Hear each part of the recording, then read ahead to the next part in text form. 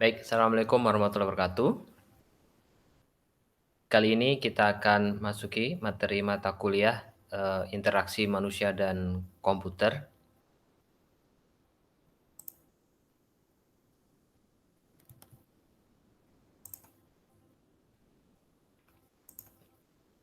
Ya, sebelumnya perkenalkan, nama saya Muhammad Wahidin, Eskom Mkom, dosen dari interaksi manusia dan komputer. Anda dapat menghubungi saya di alamat email m.wahidin@dosen.rosma.ac.id. Dan untuk nomor telepon, silakan Anda bisa hubungi di 0812 1258 5844. Untuk akun sosial media saya di LinkedIn, silakan Anda search Muhammad Wahidin, dan untuk di Instagram, Anda bisa lihat di @adinuletiktea. Sebelum mengawali perkuliahan, perkenankanlah saya untuk menyampaikan aturan di kelas saya.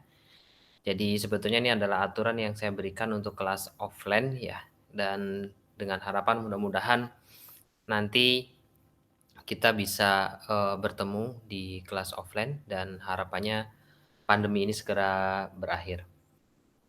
Jadi di kelas offline saya silakan Anda boleh pergunakan HP, eee, merokok ataupun makan ya, dan boleh salaman dengan saya, tetapi ada persyaratannya. Untuk 3 item di kiri ini ya, jadi silakan dilakukan di luar kelas ya.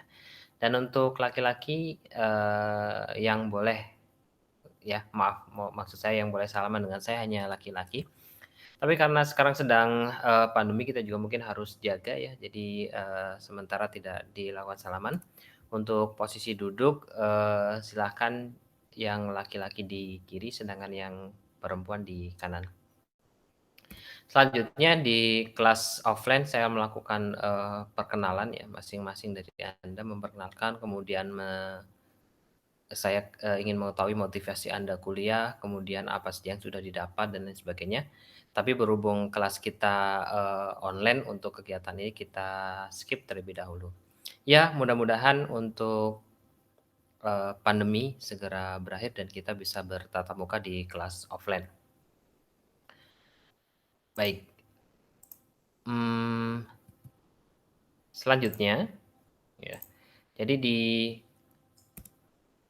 kesempatan semester ini saya mengampu 3 mata kuliah. Yang pertama yaitu sistem penunjang keputusan, kemudian ada platform teknologis, dan yang saat ini sedang kita lakukan adalah materi untuk interaksi manusia dan komputer.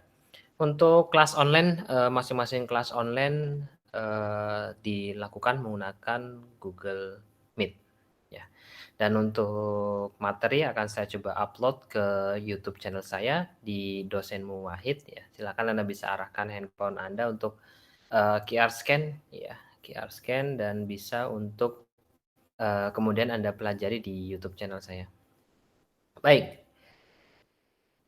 interaksi manusia dan komputer akan terbagi menjadi first half dan second half, di mana first half-nya atau kesempatan pertama kali di sebelum UTS ya, itu akan diawali dengan pengertian IMK ya.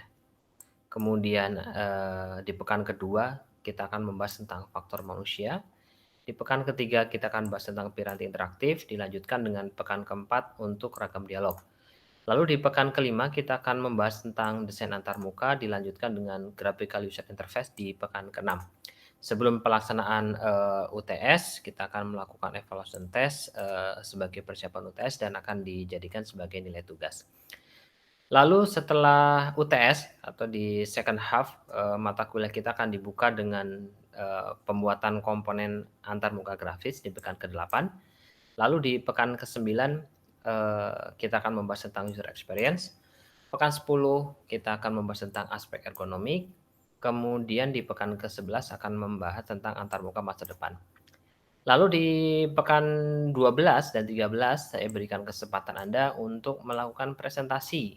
Ya, presentasi dari kita rencanakan tugasnya adalah Anda membuat sebuah eh, antarmuka ya, antarmuka aplikasi yang bisa running dengan kompatibel dengan berbagai macam device ya, dari mulai desktop, kemudian tablet maupun, mobile phone atau handphone ya.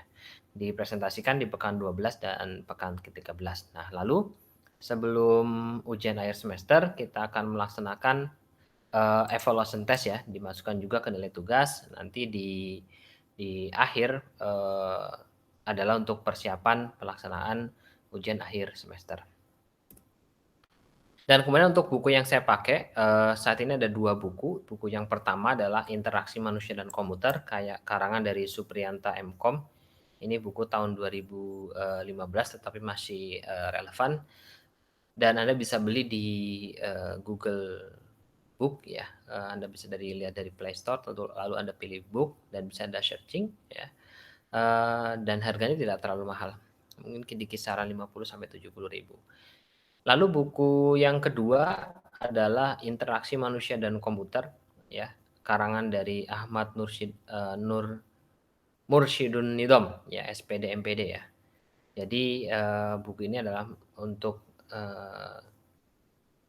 mengupdate ya sebetulnya teknologi yang terkini ya, karena ini memang buku, di dibuat di tahun 2019-an ya, jadi masih relevan dengan teknologi yang ada saat ini gitu. Lanjut, kita akan masuk ke materi pekan pertama tentang pengertian interaksi manusia dan komputer. Ya, apa itu interaksi manusia dan komputer? Jadi, bidang ilmu interaksi manusia dan komputer adalah ilmu yang mempelajari. Apa saja yang dipelajari? Yaitu bagaimana mendesain, mengevaluasi, dan mengimplementasikan sistem komputer yang interaktif sehingga dapat digunakan oleh manusia dengan mudah. Ya. Lalu definisinya dari interaksi manusia dan komputer adalah hubungan antara manusia dan komputer. Ya, titik beratnya di sana, hubungan antara manusia dan komputer yang memiliki karakteristik tertentu untuk mencapai suatu tujuan tertentu dengan menjalankan sebuah sistem yang menggunakan antarmuka atau interface. Jadi kurang lebih adalah, interface yang menghubungkan antara manusia dan komputer. Lalu ada definisi antarmuka manusia dan komputer adalah media yang memungkinkan manusia berinteraksi dengan komputer untuk memberikan suatu perintah kepada komputer, ya.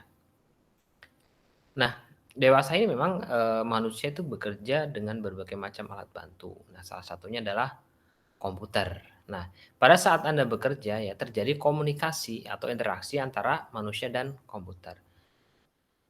Komputer mungkin bisa juga diartikan sebagai, komputer secara fisik, secara, desktop ya, ada juga yang, tablet maupun sekarang juga smartphone ya, termasuk di kategori di sana, itu diatur atau diperintah oleh manusia ya. Jadi dipakai untuk mengerjakan sesuatu agar tujuannya tercapai. Misalkan Anda untuk mengirim email, buka SMS, dan lain sebagainya. Ya, dan hampir semua sekarang pekerjaan itu sudah menggunakan, komputer ya.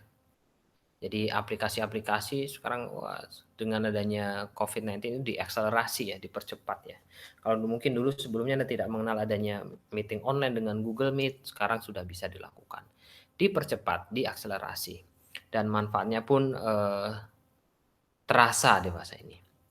Baik, lalu bentuk interaksinya apa saja? Jadi, bentuk interaksi antara manusia dan komputer, yang pertama, jadi pertama kali sekali ada itu adalah namanya command driven ya. Command driven itu adalah, di sistem command driven itu pemakai diberikan tanda prompt cell namanya, pemakai atau user ya, dan kemudian user mengetikkan perintah untuk mengatur komputer ya. Jadi masih pakai command prompt, kalau dulu mau nyetak, mau buat sebuah folder dan sebagainya. Nah, kemudian ada yang namanya graphical user interface. Ini user akan menggunakan mouse atau memilih menu pilihan yang dikemas dalam bentuk menu atau icon ya. Bisa juga, pemakai, mempointing, sebuah tombol atau sebuah jendela lalu melakukan klik untuk penggunaan komputer. Anda bisa lakukan klik kanan, kemudian atau misalkan yang menggunakan, handphone ya, menggunakan handphone bisa di-tapping dan lain sebagainya. Nah, khusus untuk yang saat ini yang dipakai untuk mobile device rata adalah touchscreen ya. Keunggulannya touchscreen adalah kurang lebih akan lebih, apa namanya, lebih mendekatkan orang untuk lebih mempercepat juga ya, terkadang ya. Tapi mungkin kalau misalnya penulisan dan sebagainya mungkin agak sedikit, kurang berasa ya, kadang saya pribadi ketika mengetik menggunakan keyboard lebih nyaman ketimbang menggunakan, touchscreen. Ya, itu bentuk interaksinya. Lalu, eee, ada yang namanya program aplikasi, ya. Di program aplikasi ini, ya, itu terdiri dari 2 bagian. Yang pertama adalah bagian antarmukanya, ya, atau interface-nya, ya, di mana dia fungsinya adalah sebagai sarana dialog antara manusia dengan komputer, ya. Anda lihat ini contohnya ada sebuah program, ini adalah, interface-nya, ya.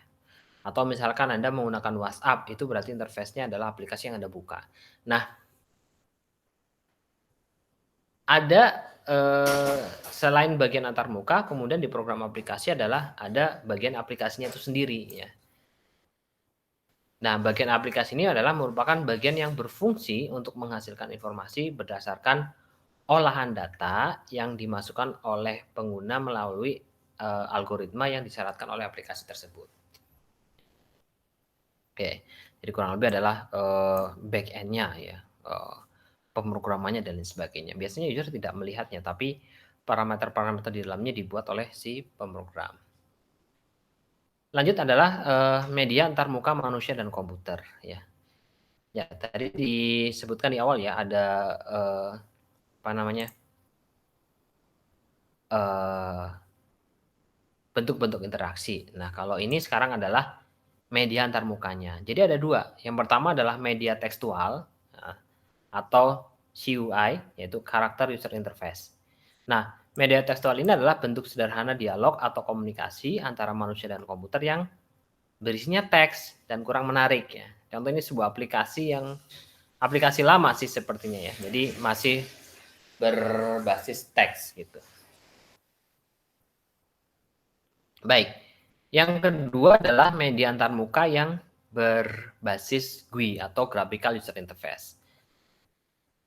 Di GUI ini adalah, bentuk dialog atau komunikasi antara manusia dengan komputer yang berbentuk grafis ya, dan biasanya atraktif atau interaktif ya. Contoh misalkan ini adalah, sebuah antarmuka manusia dengan komputer yang berbentuk grafis menggunakan pemrograman visual ya. Kalau dilihat di sini, ini dia menggunakan Java misalkan gitu. Ya, bentuknya visual, langsung terlihat gitu. Baik, itu adalah kaitannya dengan media antarmuka. Lalu kita akan bahas ya, terkait dengan interaksi manusia komputer itu sebetulnya terkait dengan bidang studi yang lain. Apa saja ya. Yang pertama ada yang namanya, bidang studi psikologi ya. Kenapa berhubungan dengan psikologi? Karena memang di IMK itu memahami bagaimana pengguna dapat menggunakan sifat dan kebiasaan baiknya agar dapat kemudian mempartnerkan atau menjodohkan mesin dengan manusia sehingga dapat bekerja sama. Jadi itu dari aspek psikologi. Lalu ada namanya ergonomik ya. Kalau ergonomik itu IMK berkaitan dengan aspek fisik ya untuk mendapatkan lingkungan kerja yang nyaman ketika berinteraksi dengan komputer ya. Contoh misalnya pemilihan warna, kemudian tata letak dan lain sebagainya. Berikutnya adalah sosiologi ya. IMK berkaitan dengan sosiologi ya, karena dia berkaitan dengan studi tentang pengaruh sebuah sistem manusia dengan komputer dalam struktur sosial. Contoh misalnya ya, dampak, sebuah komputerisasi terhadap keberadaan seorang user di sebuah perusahaan. Nah, itu diperhatikan di IMK. Lalu, bidang ilmu komputer dan teknik itu sudah pasti ya, sudah tentunya ya, karena IMK ini berhubungan dengan perangkat keras untuk merancang sistem interaksi manusia dan komputer. Berikutnya berhubungan dengan desain grafis ya dan tipografi. Karena apa? Karena IMK itu memanfaatkan gambar sebagai sarana dialog yang cukup efektif antara manusia dan komputer ya. Ketimbang misalkan, teks, basisnya teks, ngetik dan lain sebagainya, Anda akan lebih mudah ketika misalkan klik sebuah menu, kemudian memilih sebuah menu dan lain sebagainya. Lalu berkaitan juga dengan antropologi ya. Kenapa? Karena, di MK itu ada, di antropologi itu adalah pandangan mendalam tentang cara kerja berkelompok yang masing-masing anggotanya diharapkan punya memiliki ya kontribusi teknologi pengetahuan sesuai dengan bidang masing-masing. Lalu, ada linguistik ya, berkaitan dengan bahasanya. Kenapa? Karena bahasa merupakan sarana komunikasi yang akan mengarahkan pengguna ketika ia berinteraksi dengan komputer ya. Contoh misalkan, yang biasa digunakan ya di Indonesia contohnya misalkan, kata menyimpan ya biasanya adalah simpan atau dalam bahasa Inggris adalah save. Itu sudah dipikirkan sebelumnya ya, karena memang kata-kata itu yang paling mudah dicerna dan paling banyak digunakan. Ya, tidak ada kemudian, pemilihan kata-kata yang lain, makanya ketika ada pemilihan kata-kata yang lain maka akan menjadi sedikit aneh gitu, pemilihan katanya dan bahkan mungkin orang menjadi bingung ya. Anda simpelnya contoh misalkan Anda ada sebuah aplikasi, Anda rubah bahasanya menjadi bahasa Malaysia misalkan. Mungkin serupa dengan Indonesia, tapi karena kita preferensi Anda menggunakan bahasa Malaysia, maka akan sedikit aneh untuk kita gitu. Ya, itu juga dipelajari ya dari makanya IMK berkaitan dengan linguistik. Oke. Di IMK itu ada, tools bantunya ya atau piranti bantunya untuk IMK, yaitu ada 2. Yang pertama adalah, piranti bantu aplikasi ya, application software ya. Ini biasanya program yang biasa digunakan oleh user untuk melakukan tugas-tugas. Contoh membuat dokumen, manipulasi foto, dan membuat laporan. Lalu yang lain adalah, piranti bantu sistem atau sistem software ya. Ini adalah program yang digunakan untuk mengontrol, resource atau sumber daya komputer, seperti CPU, hardware, dan juga, input dan output. Baik, terakhir kita akan, menjabarkan strategi dalam, pengembangan IMK atau bagaimana kita mengatur sebuah rencana atau berstrategi terkait dengan ketika kita mengembangkan interaksi manusia komputer. Yang pertama, kita harus memiliki pengetahuan tentang mekanisme fungsi manusia sebagai pengguna komputer. Makanya nanti di pekan kedua kita akan bahas tentang faktor manusia. Lalu kita juga harus tahu tentang informasi, dialog itu seperti apa, struktur, isi tekstual dan grafis, respon waktu atau tanggapan waktu, dan, respon, tampilan ya atau, kecepatan tampilan, itu harus dipelajari. Lalu berikutnya adalah penggunaan prototipe yang disusun secara bersama-sama antara user dengan perancang sistem. Makanya nanti di, pertemuan terakhir sebelum UAS ya, itu ada presentasi terkait dengan Anda membuat sebuah prototipe, IMK ya, atau tampilan aplikasi ya. Sehingga itu adalah salah satu yang perlu untuk dilakukan dalam ketika misalnya kita berstrategi dalam mengembangkan interaksi manusia komputer. Kita berikan, prototipenya dulu ke user, ketika user setuju, baru kemudian kita lakukan proses pembuatannya. Dan yang terakhir adalah teknik evaluasi dengan menggunakan case study atau uji coba sejumlah kasus, ada tanya jawab dan kuesioner. Contohnya misalkan Anda sudah membuat sebuah prototipe, kemudian dilakukan evaluasi, kepuasan, apakah kemudian sudah memenuhi kebutuhan dan lain sebagainya. Sehingga kemudian, terdokumentasi dengan baik dan bisa dilakukan perbaikan dan kemudian, interaksi manusia komputer, pengembangannya akan berjalan dengan lebih baik dan, bisa berguna untuk user dan juga memudahkan bagi, pengembang aplikasi untuk kemudian membuat, interface ya atau antarmuka aplikasi sesuai dengan yang diinginkan oleh user. Demikian yang bisa saya sampaikan, terima kasih atas perhatiannya. Pekan depan kita akan, mempelajari tentang faktor manusia. Dari saya cukupkan, mohon maaf apabila dalam penyampaian, ada kesalahan.